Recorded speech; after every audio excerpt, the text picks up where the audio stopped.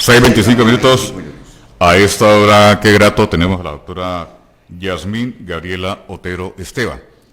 Ella es la referente del programa de enfermedades crónicas de la S InSalud. Muy buenos días, doctora. Buenos días, gracias por la invitación.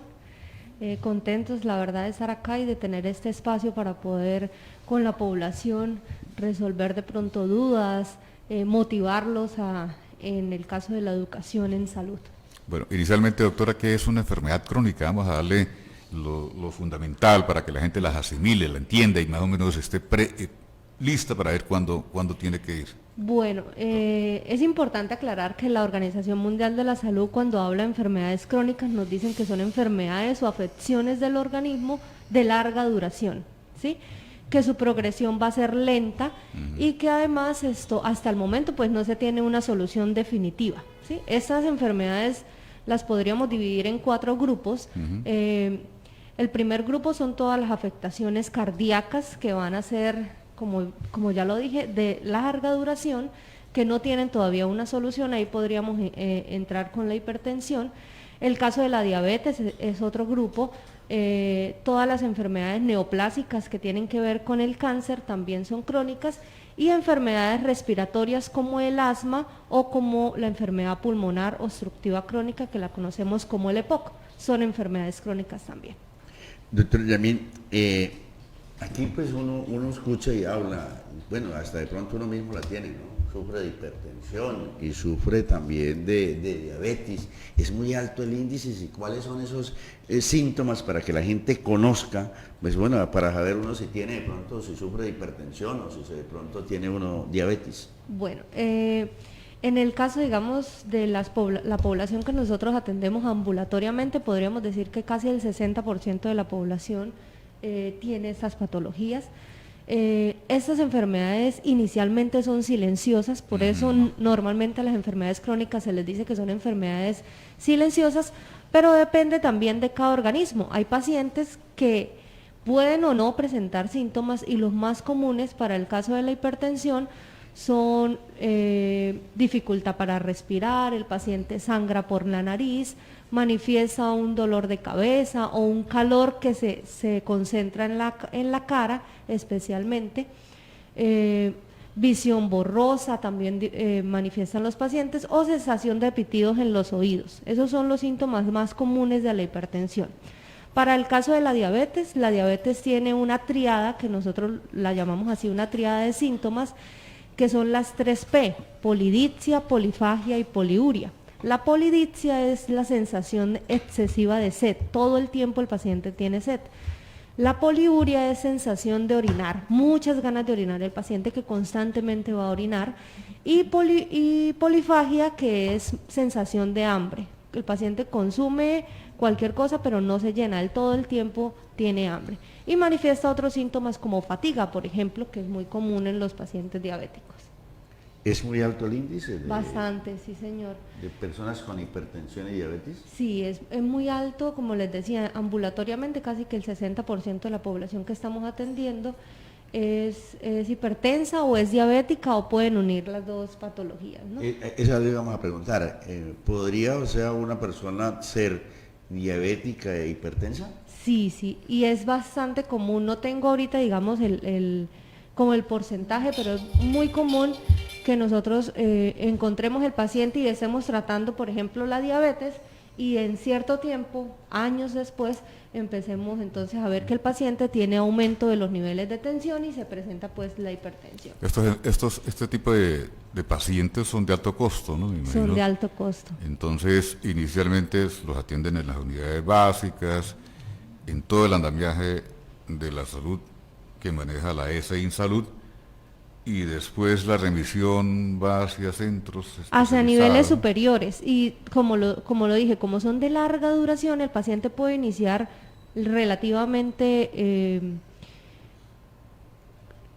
controlado, pero como la patología es progresivamente lenta, entonces con el pasar de los tiempos se van a ir presentando complicaciones. Por ejemplo, en el caso de la diabetes hay complicaciones a nivel del riñón, a nivel de los ojos, se complican los músculos y recordemos que el corazón es un músculo, entonces se va a ir complicando el corazón también. Y estas complicaciones van llevando a que el paciente también vaya adquiriendo otras patologías que definitivamente lo van a llevar a un nivel de atención superior. Nosotros como es InSalud realizamos las remisiones al equipo interdisciplinario. Normalmente el paciente hipertenso y diabético debe pasar según la norma cada año a medicina interna, a nutrición, a psicología. Si ya necesitamos remisiones superiores como una consulta por endocrino o una consulta por nefrología, nosotros hacemos la remisión y la EPS es la encargada de autorizarle y remitirlo al nivel de atención o donde tengan el contrato con esas especialidades. Estamos hablando con Yasmín Gabriela Otero Esteban, quien es referente del programa de crónicos de la empresa social del Estado de InSalud. ¿Qué cuidados, doctora Yasmín, debe tener una persona que tenga estas dos enfermedades, o que pueda tener de pronto que sea hipertenso o que sea diabético? Inicialmente deben conocer que digamos que los servicios de salud tienen unos controles especiales para ellos, ¿sí? Así como hay controles para gestantes o controles para crecimiento y desarrollo, para los pacientes crónicos también se tienen los controles. La frecuencia del control la determina el médico según el riesgo del paciente. Si el paciente es riesgo alto, pueden estarlo valorando cada mes. Pero si el paciente tiene un riesgo bajo, riesgo moderado, quiere decir un paciente controlado, ese paciente lo estamos viendo más o menos cada 3 meses. Entonces es importante que el paciente que ya tenga la patología asista a sus controles, ¿sí? O sea, no se olvide, no que porque no me entregaron el medicamento o porque se presentó cualquier inconveniente, entonces el paciente no vuelva, no, porque dentro del control, aparte de poder observar cómo están sus niveles de tensión y de azúcar, ¿sí? Cómo está su peso, nosotros hacemos, digamos que unos chequeos completos dentro de los exámenes constantemente, o cada 3, cada 6 meses se les hace examen de colesterol, de triglicéridos, la creatinina, que es la que va a mirar el funcionamiento renal. Entonces, la valoración del paciente no es enfocada solamente en la hipertensión y la diabetes, sino mirar qué otros factores pueden estar afectando al paciente. Entonces, yo considero que lo primero es eso, no dejar de asistir a los controles, porque los beneficios que se tienen en los controles son innumerables. Otro factor importante pudiera ser el tratamiento farmacológico. Entonces el paciente debe salir de la consulta claro en cómo se debe tomar sus medicamentos y que no los debe suspender hasta que el médico no le diga vamos a cambiar, vamos a aumentar, vamos a disminuir la dosis. Y lo que siempre nos recomiendan, una buena alimentación, hacer ejercicio, disminuir de peso, porque es que la obesidad está muy asociada a estas complicaciones o a estas enfermedades. ¿Cómo podemos prevenir la hipertensión y la diabetes? ¿Sí se puede prevenir o eso es fortuito? Bueno, esas enfermedades digamos que tienen dos factores que no son modificables, ¿sí? Como la edad, por ejemplo, pacientes mayores de 40 años van a ser más propensos a tener hipertensión o diabetes. El sexo no es un factor modificable, de hecho ustedes los hombres tienen más probabilidades de tener hipertensión y diabetes que las mujeres. Por ejemplo, la raza, los afrocolombianos son más propensos a tener enfermedades como hipertensión y diabetes. Entonces, estos factores como la genética no van a ser modificables, no podemos hacer nada para eso, pero hay factores importantísimos que sí son modificables. Lo decía yo inicialmente, el peso, por ejemplo, el mantenerse usted en un peso ideal, eso lo va a prevenir a usted de tener hipertensión o diabetes.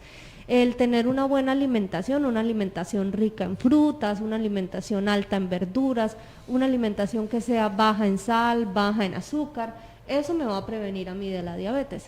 Eliminar, por ejemplo, de nuestro hábito lo que es el consumo de alcohol, el consumo de tabaco, esto me va a ayudar a mí a prevenir la diabetes, y el ejercicio, que estos, digamos que estos factores que sí son modificables, que yo puedo hacer algo para poder prevenir enfermedades, no van a estar asociados solamente a hipertensión y diabetes. Con esto, si nosotros empezamos a practicar ejercicio, buena alimentación, mantener un peso ideal, pues esto me va a ayudar no solo a prevenir estas enfermedades, sino muchas otras más. ¿Hay algunas campañas de pronto que la ES Insalud esté dando en alguno de algunos de sus centros?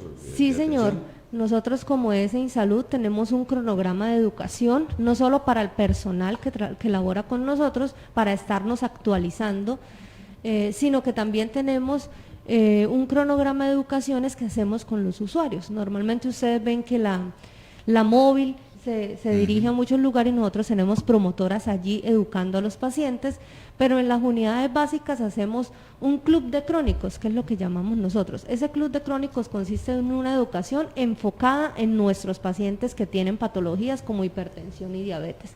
Entonces, mensualmente nos reunimos con una fecha establecida ya desde inicio de año, un horario establecido en todas las unidades básicas y se educa a los pacientes, se resuelven dudas, se hacen actividades apoyadas, por ejemplo, en el mes de junio nos apoyamos en el IMRD para hacer actividades de educación, de ejercicio, por ejemplo, y así vamos contactándonos con otras entidades que nos apoyan a hacer estos clubes de crónicos. ¿Es muy alto de pronto el índice de mortalidad y morbilidad en pacientes?